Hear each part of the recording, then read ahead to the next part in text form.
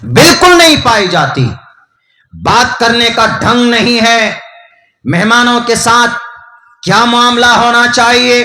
باہر آپ کے گاؤں میں جلسہ ہے, باہر سے لوگ آئے ہیں, دیکھیں گے کیا اثر لے کر جائیں گے.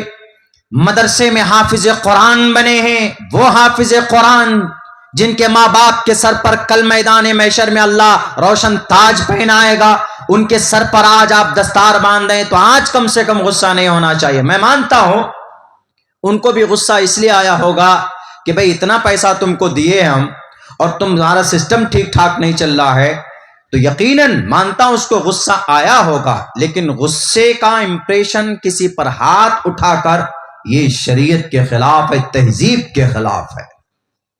آپ ان کو کہیے کہ بھئی اس سسٹم کو ٹھیک کرو. بیچارہ کوشش کرے گا لیکن اپنے اخلاق کو, اپنی پوری محنت کو آپ ضائع مت کیجیے. اس سے آپ کے گاؤں کی بدنامی ہوگی, اس سے ہماری بے عزتی ہوگی, آپ کے آنے والے مہمانوں کی بے عزتی ہوگی. سب کی محنت پر پانی مت پھیری. غصے پر کنٹرول ضروری. آج ہمارے نوجوان آپا کھو بیٹھتے, جہاں پر محنت کرنا, کام کرنا کرتے نہیں. کسی پر بھروسہ مت کیجیے, آپ اپنے اخلاق کو بلند کیجیے. یہ ظالم قوم, پتہ ہے غزہ پٹی میں فلسطین کے اندر 12,000 بچے مار دیے گئے. 12,000 بچے. اپنے آپ کو تہذیب یافتہ قوم کہتی کیونکہ ظاہراً ویوہار اچھا ہے. آپ کسی بھی انگریز سے ملیے, بات کیجئے, جھگڑا کیجئے, وہ آپ سے جھگڑا بھی کرے گا, ایسا لگتا ہے کہ وہ اپنے دوست سے آپ بات کر رہے ہیں. ان کا اخلاق اتنا بلند بنایا انہوں نے, ڈپلیکیٹ اخلاق, لیکن بنایا دنیا کو دکھانے کے لیے. اور ہم مسلمان یہ ہیں, اللہ کے نبی کا پیغام کیا ہے؟ ارے اللہ کے نبی ملتے تھے سامنے, eye to eye, face to face, اور ہنستے تھے اگر کسی سے ملتے تھے, سلام کرتے تھے آمنے سامنے اگر پہچان ہوتی تھی, خبر خیریت پوچھتے تھے اللہ کے نبی علیہ الصلوۃ والسلام. اور آپ اپنے فعل سے, اللہ کے نبی اپنے ویوہار سے دشمن کو بھی اپنا دوست بنا لیا کرتے تھے.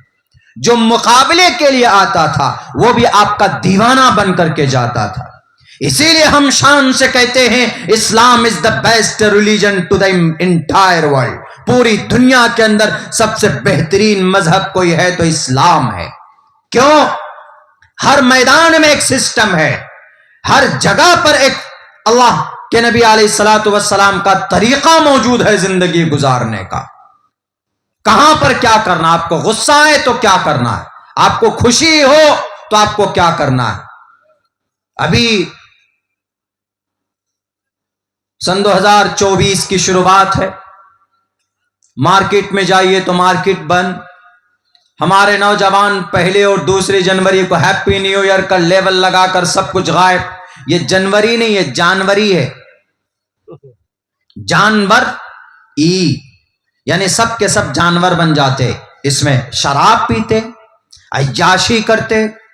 اسی جنوری کے موقع پر بھی ایک بہت بڑا اتر پردیش کے اندر ہوا, بیٹی کا بلاತ್ಕಾರ ہوا, بیٹی کی عزت لوٹی گئی. ہوا معاملہ وہ نومبر میں اتر پردیش میں بنارس میں, اور بنارس ہندو یونیورسٹی BHU میں ایک IIT کی طالبہ چھاترا پڑھنے جاتی تھی, اپنے ہاسٹل میں تھی.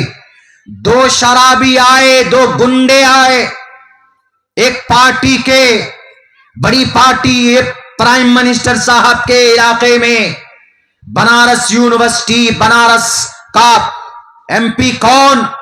بنارس کا MP ہمارے پردھان منتری نریندر مودی جی. ان کے علاقے میں سب سے سرکشت جگہ جہاں جانوروں کو انسان بنایا جاتا, یونیورسٹی کے بیچ میں وہ 3 شرابی گھستے ہیں اور پھر ایک لڑکی کا منہ پکڑ کر اس کو دیوار کے پیچھے لے کر جاتے ہیں اور پھر ان کے ساتھ بلاತ್ಕಾರ کرتے. وہ چلے جاتے وہاں سے اور بندوق کے کنپٹی میں سٹا کر دھمکاتے کہ اگر تم نے کسی کو بتایا تو تمہیں جان سے مار دوں گا، اور وہ پرچار پرسار کرتے. کیا اگلے دن سے پرچار شروع ہو جاتا ہے. 1 نومبر کا معاملہ ابھی طول پکڑا ہے، ابھی جا کر، اور یہ بلاکار کر کے یہ بلاکاری چلے گئے نعرہ لگانے. کہاں مدھیہ پردیش میں کہ بیٹی بچاؤ بیٹی پڑھاؤ، نعرہ بھی لگا رہے یہ تینوں، وہاں جا کر کمپیننگ کر رہے ہیں، اور نہیں معلوم دنیا کو کہ یہ جانور ہے، یہ بیٹیوں کی عزت لوٹ کر کے آئے. اور سب سے منظم اور سب سے مضبوط تعلیمی اعتبار سے بھارت کے اندر ہندو بھائیوں کی نظر میں ہندو بنارس یونیورسٹی مانی جاتی، جیسے مسلمانوں کے اعتبار سے مسلم علی گڑھ یونیورسٹی ہے، تو ایسے ہی بنارس کے اندر بنارس ہندو یونیورسٹی مانی جاتی. اس کیمپس میں گھس کر تب اس لڑکی نے بھاگ کر جا کر وہاں کے کسی چانسلر یا کسی پروفیسر کے گھر پہ اس کے دروازے پر کھٹکھٹا کر کے کہا کہ میری عزت بچا لی، میری جان بچا لیجئے، میری عزت تو جا چکی، میری جان بچا لیجئے. نوجوانوں، اللہ نے جوانی اس لیے نہیں دی. کرسی اقتدار پر بیٹھنے والے پرائم منسٹر صاحب، آپ کو اگر یقیناً بیٹیوں سے پیار ہے، اگر بیٹیوں سے محبت ہے، تو آپ ان تینوں نالائقوں کو کیفر کردار تک پہنچاؤ. نئی ہمت ہے آپ میں تو پوچھو قرآن سے، قرآن فیصلہ دے گا کہ کوڑے برساؤ ان نوجوانوں پر. شادی شدہ ہے تو ان کو کمر تک دھسا کر ان کے جسم کو ملیا میٹ کر دو، پتھر مار کر. یہ قرآن کا فیصلہ ہے. اور لوگ بولتے ہیں کہ مولانا قرآن کے اندر بہت زیادہ سختی نہیں. اگر یہ سزا دی جائے گی تو کل کسی بھی جوان کی ہمت نہیں ہوگی، وہ کسی بھی سماج کی بیٹی کی عزت لوٹنے کی، کسی کی بھی عزت ہمت نہیں ہوگی کہ سماج کی کسی بیٹی کی عزت کے اوپر ہاتھ اٹھایا جائے. اور خواہ اعتراض پھر کس پہ؟ اسلام پر کرتے، شریعت پہ کرتے. ابھی ایک ہم آسام گئے میگھالیہ پروگرام میں، وہاں ایک آدمی سوال کرتا ہے کہ مولانا اسلامک شریعت کے اندر میں برابری نہیں ہے. ہم نے کہا کیسے برابری نہیں ہے بھائی؟ انہوں نے کہا کہ مرد اگر مرے گا، نیک مرد ہوگا، نیک مومن ہے، مرنے کے بعد جنت میں جائے گا. جنت میں بہت ساری نعمتیں اللہ وہاں پر نوازے گا، لیکن ان نعمتوں میں ایک نعمت کیا ہوگی؟ 70 یا 72، 2 الفاظ آئے، 72 حوریں ملیں گی. کن کو؟ مردوں کو. انہوں نے کہا، ہم نے کہا یہ تو ٹھیک ہے، 72 حوریں ملیں گی، لیکن اور کیا ہونا چاہیے؟ تو انہوں نے کہا کہ مرد کو تو حور مل رہی ہے، عورتوں کو کیا ملے گا؟ مرد کو تو 72 لڑکی ایکسٹرا، حور مطلب لڑکی سمجھنے کے، حالانکہ وہ یہاں عام ان لڑکیوں کی طرح نہیں ہوگی. اس کا حساب و کتاب الگ ہوگا، اس کی خوبصورتی اور اس کی نشیب و فراز احادیث میں بیان کیے گئے بیرک ہے. تو انہوں نے کہا کہ مولانا جو نیک مرد ہوگا جنتی ہوگا، اس کو 72 حوریں ملیں گے. عورت کو کیا ملے گا؟ ہم نے کہا کہ بھئی ان 72 حوروں کا سردار اس کی بیوی ہوگی. بولا سرداری کافی نہیں ہے، جیسے مرد کو 72 حور ملے گی وہاں پہ، ایسے ہی عورت کو بھی تو کچھ ملنا چاہیے. ہم نے کہا آپ ہی بتاؤ کیا ملنا چاہیے؟ بولا برابری کا فیصلہ ہونا چاہیے. ہم نے کہا تو آپ کا یہ مطلب ہے کہ مرد کو 72 حور ملی ہے تو عورت کو 72 مرد ملے. کوئی عورت گوارا کر سکتی؟ مرد تو دنیا میں کہہ سکتا ہے کہ بھئی میری 2 بیوی، میری 3 بیوی، میری 4 بیوی، کہہ سکتا. آدمی اس کو برا مانتا ہے نہیں. ہاں بھئی 3 بیوی ہے، تینوں کو رکھ رہے ہو ساتھ میں، ٹھیک ہے، اچھی بات، کوئی اس میں اعتراض کی بات نہیں. لیکن اگر وہیں پر عورت یہ بولے کہ میرے 2 شوہر ہیں، میرے 3 شوہر ہیں، میرے 3 مرد ہیں، بول سکتی ہے؟ نہیں بول سکتے. اگر بول دے تو دنیا کیا سمجھے گی کہ یہ 2 نمبر کی عورت ہے، بد کردار عورت ہے. یہ نیچر ہے. اسلامک جو شریعت ہے یہ فطرت ہے، فطرت. یہ ایسی فطرت ہے کہ انسان کا دماغ قبول کرتا ہے. مثال کے طور پر ایک مرد اس کی 4 بیوی ہے، وہ ایک مرد 4 بیوی کی ضرورتیں پوری کر سکتا ہے، ایک رات میں چاروں کی خواہشیں پوری کر سکتا ہے۔ مرد کے اندر اتنی طاقت ہے، اللہ نے دی ہے۔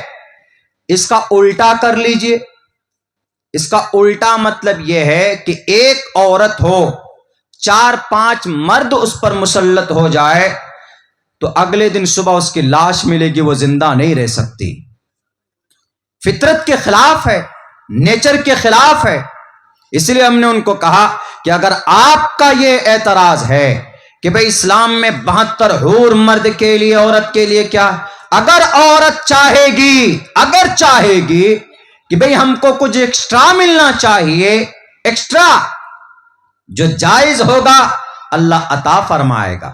وَلَكُمْ فِيهَا مَا تَشْتَهِي أَنفُسُكُمْ، وہاں جنتی جو چاہے گا اس کو وہاں پر مل جائے گا۔ لیکن یہ بات بھی ذہن میں رہے، وہاں پر گناہ کرنے کا خیال نہیں آئے گا، وہاں بری چیز نہیں ملے گی آپ کو۔ جنت میں اچھی چیزیں ملیں گی، وہاں شراب بھی ملیں گی، لیکن دنیا کی طرح شراب پی کر بیٹیوں کے ریپ کرنے والی شراب نہیں ہے۔ شراب ملے گی شرابن طہورا، وہ پاک شراب، کیا آپ پی کر مست ہو جائیں گے؟ ایسے نہیں پاگلوں کے طرح 3-3 4-4 گلیاں نظر آنے لگے، ایسی شراب نہیں ملے گی۔ شرابن طہورا، پاک و صاف شراب۔ ابھی جو نیو ایئر کے اوپر ہمارے نوجوان وائن خرید کر لاتے ہیں، چکن لے کر آتے ہیں، کیوں؟ Happy new year, happy new year. ایک لڑکے سے پوچھا، چلو بہت ہی ہیپی نیو ایئر منا رہے ہو، ہمارے نبی کے دادا کا اصل نام بتا دو۔ بولتا دادا کا نام عبد المطلب۔ ہم نے کہا واہ، بڑے شان ہے تمہارے، عبد المطلب ہمارے نبی کے دادا کا۔ ہمارے نبی کے دادا کا اصل نام عبد المطلب نہیں ہے۔ ہمارے نوجوانوں کو کیا، ہمارے بہت سارے مسلمانوں کو پتہ نہیں۔ اگر پتہ نہیں ہے تو ہمیں اس پر پتہ کرنا چاہیے ہمارے نبی کے دادا کا نام کیا ہے۔ ہمارے نبی کے دادا کا نام اصل میں ہے شیبہ۔ شیبہ ایک ہسٹری ہے، ایک اتہاس ہے کہ اللہ کے نبی علیہ الصلوۃ والسلام کے جو دادا ہیں، ان کے ابا، آپ کے دادا کا ابا جو ہاشم تھے، یہ مدینہ گئے، وہاں شادی کرنے کے بعد جب آنے لگے راستے میں انتقال ہو گیا اور وہاں پر کچھ دن رہے، وہاں پر ایک بچے کا جنم ہوتا ہے جن کا نام شیبہ رکھا۔ بال سفید تھے سر کے، سفید بال کو عربی میں شیبہ بولتے ہیں، تو اسی کو شیبہ رکھا۔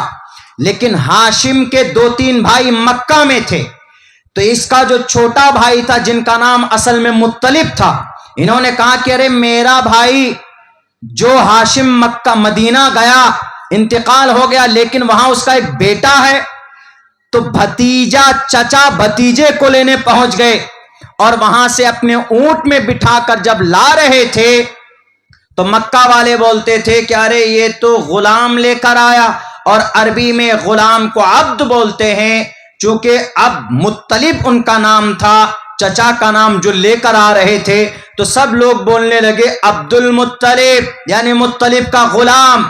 اسی دن سے اللہ کے نبی کا چچا کا نام، اللہ کے نبی کے دادا کا نام عبد المطلب پڑا، ورنہ ریل نام، اصل نام اللہ کے نبی کے دادا کا شیبۃ الحمد تھا۔ یہ ریل نام ہے اللہ کے نبی کا، ہمارے نوجوانوں کو نہیں معلوم۔ بس نیو ایئر کب مناتے؟ فوراً بول دیں گے 1 جنوری کو ہیپی نیو ایئر مناتے ہیں۔ اس سے پہلے کرسمس ڈے منایا، کرسمس ڈے ہمارے نوجوانوں نے، یہ شریعت کے خلاف کام۔ میرے نوجوانوں بس اتنا کہوں گا، وقت چونکہ بہت ہو چکا ہے، تقریر کا یہ وقت نہیں ہے۔ آپ وقت سے جب زیادہ لمٹ میں چلے جاتے تو پھر دیکھیے کیسے شیطان غصہ کرتا، پھر لڑاتا ہے آپ لوگوں کو آپس میں۔ اس بات کا قائل نہیں ہوں، میں تو یہ کہتا ہوں کہ آپ زیادہ سے زیادہ پروگرام کیجئے، رات کو 1 یا 1:30 یا 2 بجے تک دعا کرا دیجئے، کیونکہ نیند ایسی چیز ہے کہ غصے پر بھی قابو پا سکتے لیکن نیند پر قابو نہیں پا سکتے۔ اور جب نیند اونگ میں بدل جائے تو سڑکوں پر آپ چل رہے ہیں تو آپ کے پھر ایکسیڈنٹ ہونے لگ جاتے. تو بہرکیف میں آپ لوگوں سے یہی کہوں گا کہ آپ کو اس دنیا میں کوئی آپ کو بلند بالا بنانے کے لیے نہیں آئے گا. آپ کو خود اپنے اندر تبدیلی کرنی، خود اپنے اندر سدھار پیدا کرنا. جس بھائی سے یہ غلطی ہوئی وہ آئندہ محاسبہ کرے.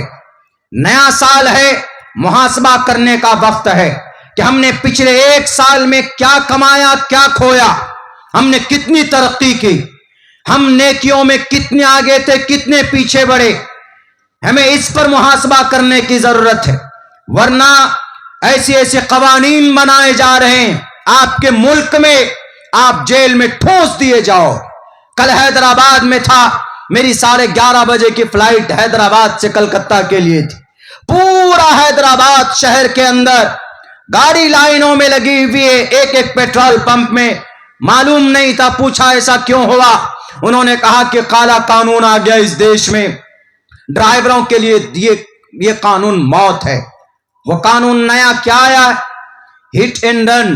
یعنی اگر آپ نے ایکسیڈنٹ کیا کسی کا، آپ بھاگ گئے، آپ کو پتا چلا، آپ کے بارے میں پتا چلا بعد میں لوگوں کو کہ فلاں نے ایکسیڈنٹ کرایا، آپ کے اوپر کیس بک ہوگا، آپ کو 10 سال کی سزا ہوگی، جیل میں رہیں گے اور 7 لاکھ روپے کا جرمانہ آپ کو دینا ہوگا.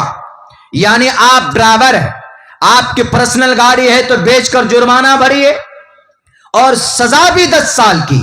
یہ دیش کے اندر ڈرائیوروں کے لیے، اسی لیے ڈرائیوروں نے ہڑتال کر دیا اور پھر پیٹرول پمپ بھی جگہ جگہ پر بند کر دیے گئے. یہ قوانین پوچھ کر نہیں بنایا. وہ کرسی اقتدار پر بیٹھنے والے، وہ قاتل، وہ مجرم جو اس دیش کی ترقی نہیں چاہتے، ہم کہہ سکتے، اس لیے کہہ سکتے ہیں کہ ہم نے کرسی اقتدار پر ان کو بٹھایا، ہمارے اور آپ کے ووٹ سے کرسی پر بیٹھے ہیں وہ. اور پھر کہتے ہیں کہ ایک بھویہ مندر کے نرمان کے لیے ہم 1000 ٹرینیں فری چلائیں گے. چلاؤ. بچے جب ایگزام میں جاتے ہیں تو ایک بھی اسپیشل ٹرین نہیں چلاتے. اب رام مندر کی تعمیر اور اس کی ادگھاٹن کے لیے 1000 ٹرین. جب سوچ اس حد تک گر جائے تو آپ اس ملک کو ترقی کی طرف نہیں لے کر جا سکتے. الگ مسئلہ ہے بھائی، آپ نے بنا لیا غصب کر کے، اچھی بات ہے، شروعات کیجئے، کوئی مسئلہ نہیں ہے. لیکن آپ عوام کو، جنتا کو، لوگوں کو بے وقوف نہیں بنا سکتے، پریشان نہیں کر سکتے. پوچھے بغیر قانون بنا دیا جاتا، پوچھے بغیر قانون امپلیمنٹ کر دیا جاتا، لالی پاپ تھما دیا گیا کہ یہ قانون ابھی نافذ نہیں ہوگا. جب نافذ نہیں ہوگا تو بنایا کیوں؟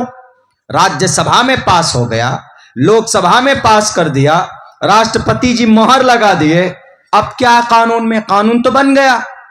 اب کون سی لالی پاپ تمہارے کہ نہیں ڈرائیور ہڑتال مت کرو، جاؤ. اور ہم مسلمان ہیں کہ آپس میں لگے پڑے. ابھی رام مندر تو بن گیا، اس کی ادگھاٹن ہے 22 جنوری کو، لیکن ابھی مسجد کی شروعات بھی نہیں ہوئی. اب پتہ ہے جھگڑا کیا شروع ہو گیا مسلمانوں کے بیچ میں؟ ایک سمودائے کے لوگ، بریلوی طبقے کے لوگ ایک لیٹر پیڈ لکھ دیتے. کن کو؟ رکشا منتری کو.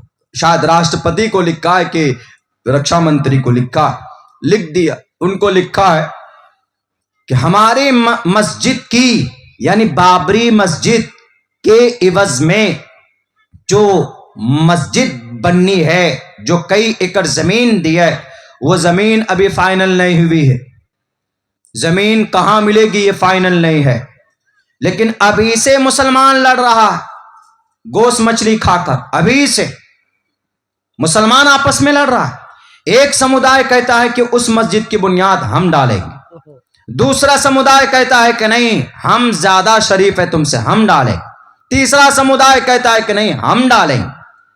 لیٹر پیڈ نکالتا ہے، کیا گزارش کرتا ہے، رکشا منتری کو کہتا ہے کہ آپ مکہ مسجد کے حرمین شریفین، مکۃ المکرمہ کے امام سے، ان کے ہاتھوں سے مسجد کی بنیاد نہ ڈالیے، کیونکہ وہ وہ مشرک ہے، وہ گستاخ رسول ہے، وہ کافر ہے، ہم زیادہ حقدار ہیں، ہم صوفی ہیں.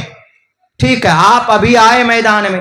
30 سال سے جب اس مسجد کا کیس چل رہا تھا، بابری مسجد کا، تو اس وقت کہاں چھپے ہوئے تھے؟ بل میں گھسے ہوئے تھے. تب کیوں نہیں آئے؟ اب آئے. ابھی مسئلہ یہ ہونا تھا کہ سب مل کر پہلے اس مسجد کو بناتے.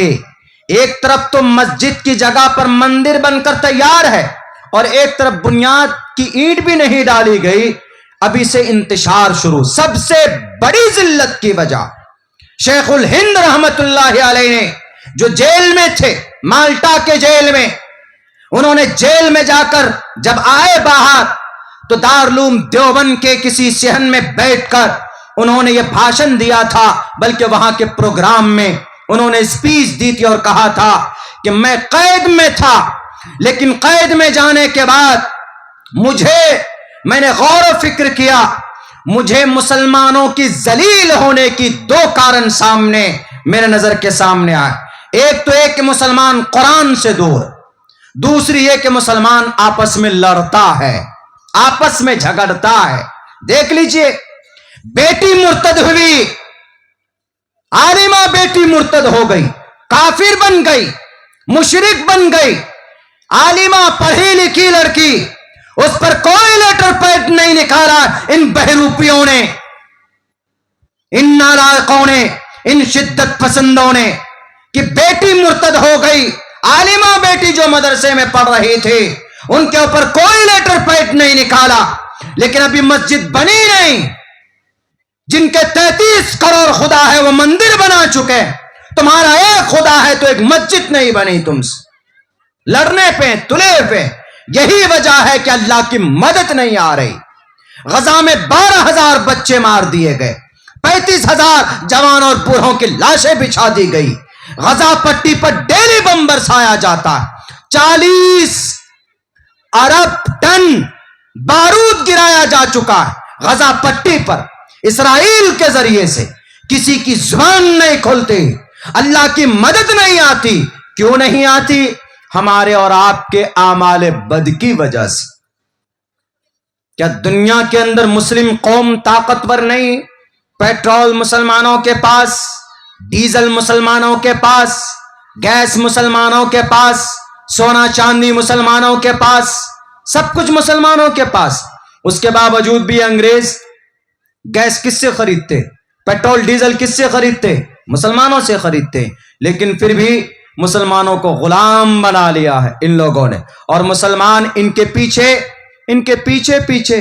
ان یہودی، ان اسرائیلی اور ان مشرک، ان خرافاتی انسانوں کے پیچھے. میرے بھائیوں، بس اتنا کہوں گا، آپ کے اس اسٹیج سے ایک پیغام دینے کی کوشش کر رہا ہوں کہ اپنے اخلاق کو بلند کیجیے، اپنے آپ کو ذلیل مت کیجیے، آنے والے مہمان کا سمان کیجیے. اللہ کے نبی کی حدیث بھی ہے، من کان یؤمن باللہ والیوم الآخر فلیکرم ضیفہ. جو آدمی ایمان رکھتا ہے اللہ پر اور آخرت کے دن پر، تو وہ اپنے مہمانوں کی عزت کرتا. اور مہمان میں آپ کا مسلم بھی ہو سکتا، ہم بھی. جتنا مہتو میرا ہے اتنا ہی مہتو ایک مائک والے کا ہے. جتنا سمان میرا ہونا چاہیے اتنا ہی سمان ان کا بھی ہونا چاہیے. وہ آیا مال سامان لے کر، کھانا کھایا کہ نہیں کھایا، آپ کا اخلاقی فریضہ آپ پوچھیں کہ بھائی صاحب آپ نے کھانا کھایا. ہم کہیں جلسے میں جاتے تو ہمارا جو ڈرائیور ہوتا ہے، ہم سب سے پہلے ان کی چنتا کرتے ہیں. ان کو بولتے ہیں کہ بھیا پائلٹ صاحب آپ کھانا کھائے کہ نہیں، آپ کو چائے پینی ہے کہ کیا. پروگرام میں پہنچے تو سب سے پہلے جلسہ والے کو کہتے ہیں بھائی ہمارا جو ڈرائیور ہے پہلے اس کو کھانا کھلاؤ. یہ اخلاق کا تقاضا. ہمارے اکابرین میں کیا، اللہ کے نبی میں یہ چیز کوٹ کوٹ کر بھری ہوئی تھی. کوئی مہمان آیا باہر سے، ان کا احترام کرتے تھے. ان سے کوئی چوک ہو جائے، غلطی ہو جائے، یقیناً غصہ آتا ہے، آپ کو بھی آتا ہے، ہمیں بھی آتا ہے، لیکن اسی غصے پر کنٹرول کرنا، اسی پر تو اللہ اجر دیتا ہے، اسی پر اجر دیتا. اسی لیے اللہ کے نبی کی حدیث امام بخاری نے جلد ثانی کے اندر روایت کی ہے کہ اگر تم کو آخرت پر ایمان ہے، اللہ کے نبی پر ایمان ہے، تو فلیکرم ضیفا، اپنے مہمانوں کی ضیافت کرو، اپنے مہمانوں کے ساتھ عزت داری کا معاملہ پیش کرو۔ یہ چیزیں اللہ کے نبی علیہ الصلاۃ والسلام اور ساتھ میں صحابہ کرام نے پوری ایمانداری کے ساتھ نبھا کر کے دکھایا ہے۔ میرے بھائیو، ایسا نہیں ہونا چاہیے کہ اگر کوئی آدمی آیا ہے، اس سے کوئی چوک اور غلطی ہو جائے، ایک ادنا سے مشین کے اوپر آپ نے ان کو تھپڑ مار دیا، ان کا ایک سیلف ریسپیکٹ ہے، آپ ان کو نہیں مار سکتے۔ وہ قانونی اگر کوئی کارروائی کرنا چاہے تو اس کو ادھیکار ہے، وہ کر سکتا ہے۔ آپ مان ہانی کسی کی عزت اور کسی کو ڈیمورلائز نہیں کر سکتے، کسی کو بھی نہیں کر سکتے، آپ کہیں پر بھی نہیں کر سکتے۔ ابھی تو اس دیش کا معاملہ الٹا پلٹا، ایک تو نفرت کی بادلیں ویسے ڈالنے کی کوشش کی جا رہی، تم ہندو تم مسلمان، ہندو مسلمانوں کا بڑا نفرت کی باتیں پھیلا دی گئی۔ ہم اس ہندو مسلمان نفرتی دیوار کو صرف محبت سے توڑ سکتے اور کوئی راستہ نہیں۔ ہمارے پاس ہے کچھ نہیں، جتنے بھی اغیار کے پاس، بڑی بڑی یونیورسٹی اغیار کے پاس، ہمارے پاس کیا؟ ہمارے بچیاں کیوں مرتد ہو رہی؟ اسکول کالجز میں پڑھتے، ہمارے پاس اسکول کالج نہیں، کیوں؟ ہم نے صرف گوشت کھایا، ہم نے صرف مچھی کھایا، یوگی جی کی اماں کو ذبح کر دیا، گائے ماتا کو کاٹ کے کھایا۔ کبھی نہیں سوچا کہ ہم کو بڑی یونیورسٹی بنانی، کبھی نہیں سوچا کہ ہم کو کوئی مدرسہ عالیشان بنانا۔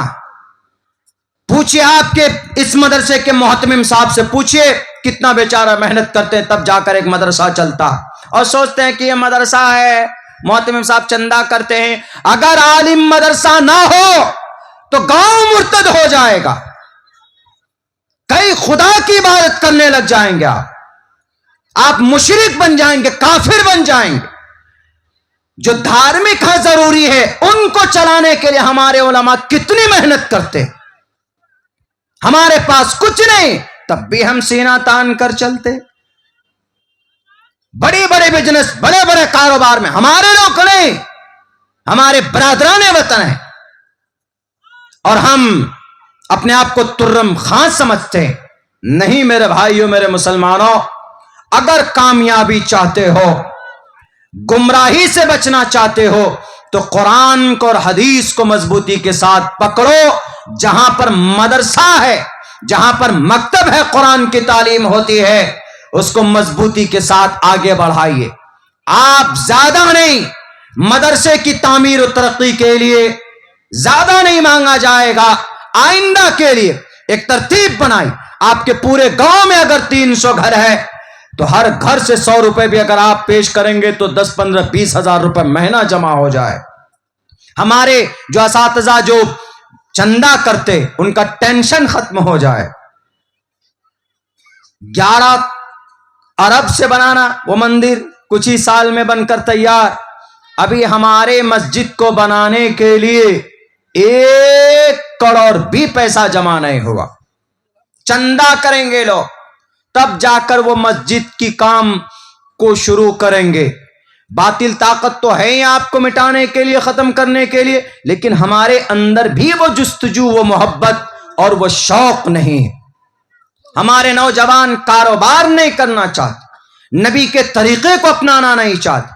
پیسہ ہو جائے موبائل خریدیں گے، 50,000 روپہ ہو جائے، سب سے زیادہ بہتر ویڈیو کون سے موبائل سے شوٹ ہوتا ہے، یا سب سے بیٹر کس موبائل کے اندر سیلفی اچھی آتی، وہی سمجھتے ہیں، وہی خریدتے ہیں۔ ہمارے جوان اس میں پریشان، کچھ نہیں بناتے، فیس بک پہ پیج ضرور بناتے، کچھ نہیں بناتے، واٹس ایپ میں گروپ ضرور بناتے، اور پھر پورے دن گروپ بازی کریں۔ ہیپی نیو ایئر منائیں گے، سیلفی لے کر بھیج دیں گے، یہ دیکھو میں نے مٹن بنایا، لو کھا لو، تمہاری دعوت۔ وہ بھی دیکھ کر منہ میں پانی آ جاتا، وہ بھی کہتا لو بھیا دعوت پوری ہو گئی۔ ایسا زمانہ چل پڑا ہے۔ زمین پر اتر کر کام کرنے کی ضرورت ہے، زمین پر اتر کر۔ بہت ہیں تقریر کرنے والے، بہت ہیں اسپیچز دینے والے، لیکن زمین پر گاؤں لیول پر اتر کر کام کرنے کی ضرورت ہے، رفاہی کام کی ضرورت۔ آپ کے اسی گاؤں میں اگر 5 بچیاں ہیں غریب ہے, اس کا باپ شادی کرانا چاہتا لیکن پیسے نہیں, کیسے ہوگی شادی بتائیے؟ اللہ آئے گا زمین پر, جبرائیل آئیں گے نہیں. اخلاقی فریضہ ہے کہ چندہ جمع کر کے ایک سوسائٹی بنا کر پورے گاؤں میں آپ اس غریب بچیوں کی شادی کرائیے. ایک بوڑھا آدمی, ایک بوڑھی عورت ہے, ان کا کمانے والا کوئی نہیں ہے, مثال کے طور پر آپ ہی کے گاؤں میں ہے, اس کو 10,000 روپے کی ٹریٹمنٹ کی ضرورت ہے, علاج کی ضرورت, کہاں جائے گی؟ وہ مانگنے جائے گی کیا؟ نہیں. آپ کے گاؤں میں سوسائٹی ہونا چاہیے, آپ کے گاؤں کے اندر میں لوگوں کی ایک جماعت ہونی چاہیے تاکہ اس کی مدد کی جائے. میں شریعت کی روشنی میں بول رہا ہوں.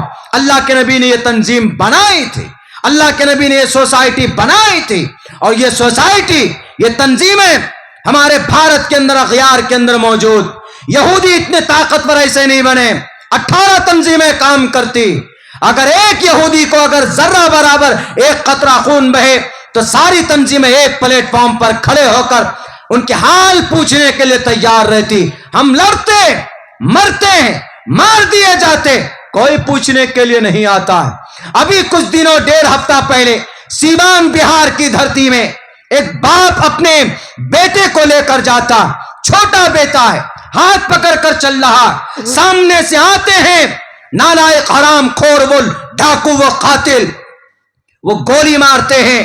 بچے کے سامنے باپ کے سینے میں گولی داغ دیا جاتا ہے, اور ظلم تو یہ کہ ابھی تک پکڑا نہیں گیا, پکڑتے نہیں ہیں ان کو.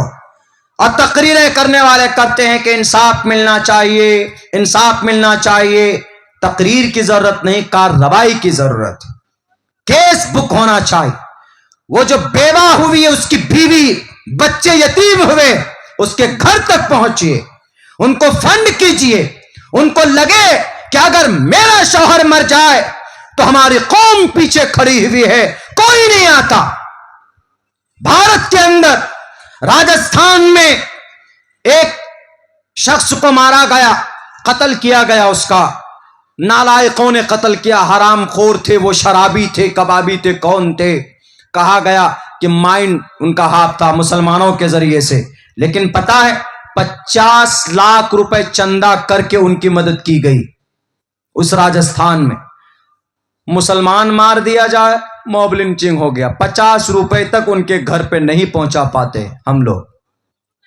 میرے بھائیوں, عالمی سطح کی باتیں ہو رہی ہے, شاید آپ کے ذہن میں نہ اترے اس لیے کہ ہندی شاید کم سمجھتے ہیں, لیکن بہر کیف ایک درد ہے جو بیان کر رہا ہوں.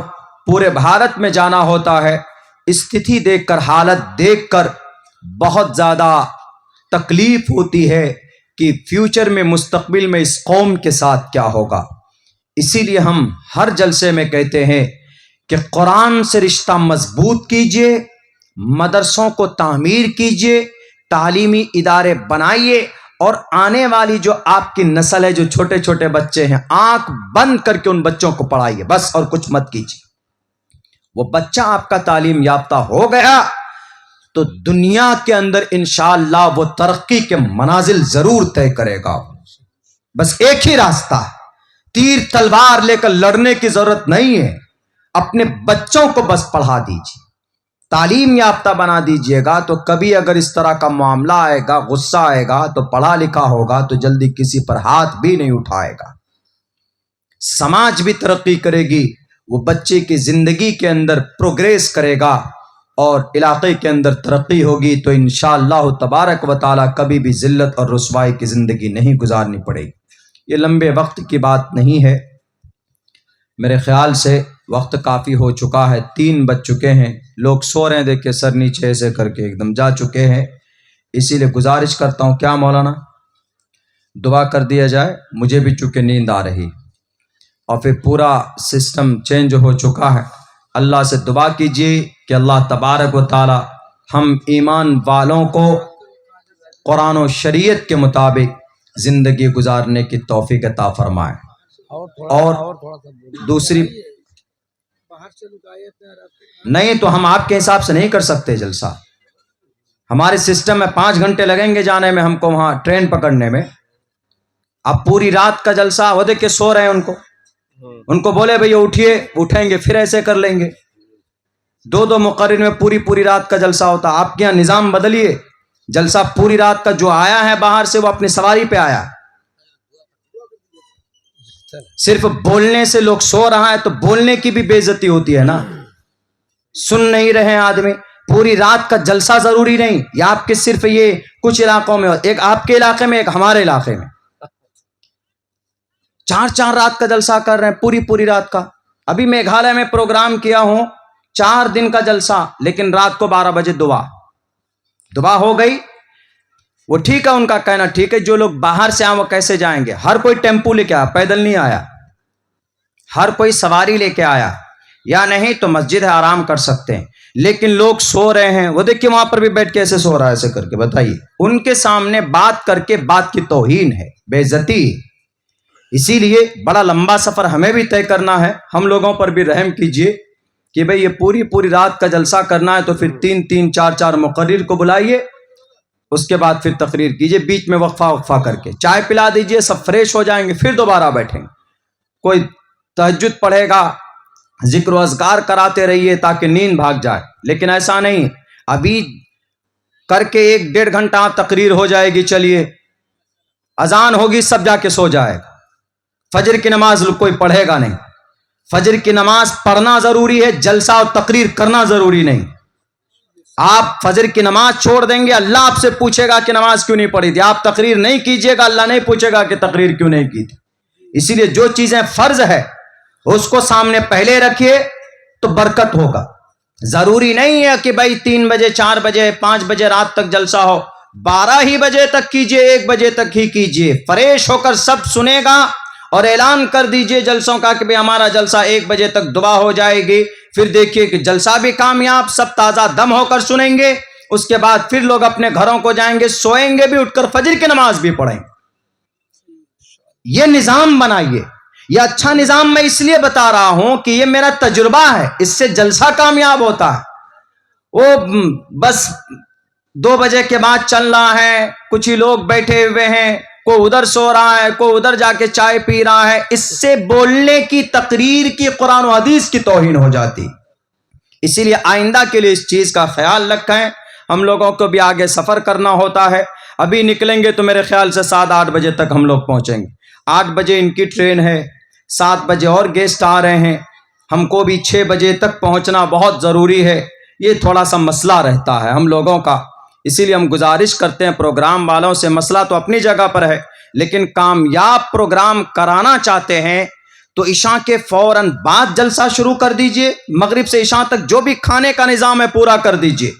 اس کے بعد عشاء کے فوراً بعد جلسہ شروع کیجئے، اور اس جلسے کو عشاء سے لے کر حد سے حد 1 یا 1.5 بجے تک لے جائیے. حد سے حد بہت ہو گیا، ورنہ 1 بجے دعا کرا دیجئے.